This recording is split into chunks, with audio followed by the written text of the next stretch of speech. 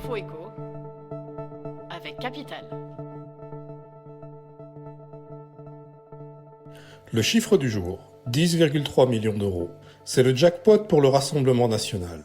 Le parti de Marine Le Pen, qui a obtenu un résultat historique aux élections législatives, va bénéficier d'aides publiques annuelles doublées sur la période 2023-2027.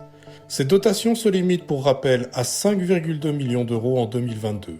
Une manne providentielle qui pourrait permettre au RN de solder sa lourde dette. Mais comment ces fonds sont-ils exactement attribués? Et combien les dernières élections ont-elles rapporté aux autres formations politiques? Toutes les réponses à retrouver sur capital.fr.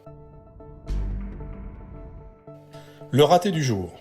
Le fisc français va devoir faire une croix sur 147 millions d'euros, soit le montant total des redressements infligés à Ikea. En cause, le montage complexe du géant suédois de l'ameublement. Par le jeu du paiement de redevances entre ces différentes branches, Ikea a réduit sa rentabilité et donc son impôt dans certains pays.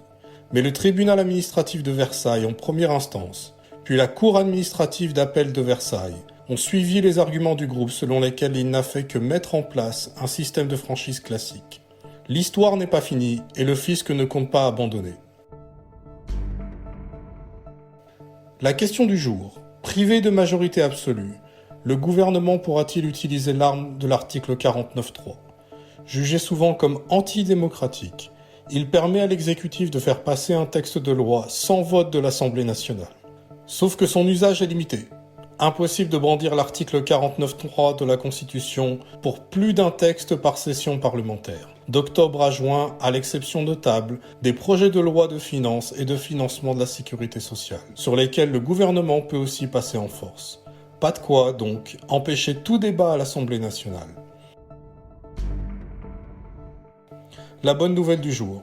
Les cotisations payées en retard par les professions libérales sont bel et bien prises en compte pour le calcul de leur retraite de base.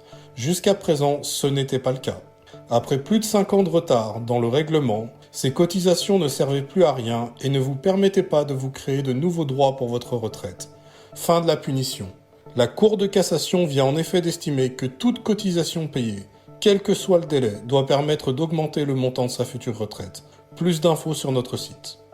C'était l'info éco avec Capital.